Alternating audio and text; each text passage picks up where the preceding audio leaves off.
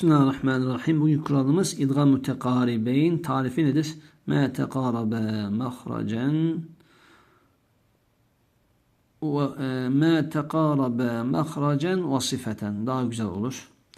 Yani mahreç ve sıfatları birbirine yakın olan harflerin idgamıdır. Arkadaşlar.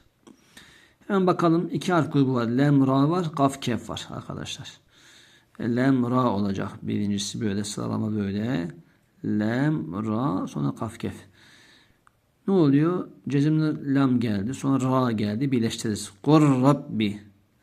Bel rafa'ahullah yazıyor. Ber rafa'ahullah. Ber rafa'ahullah.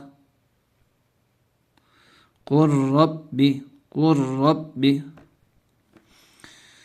Burada cezimli kaf sonra kef gelmiş. Hem tam hem nakıs idgam okunabiliyor.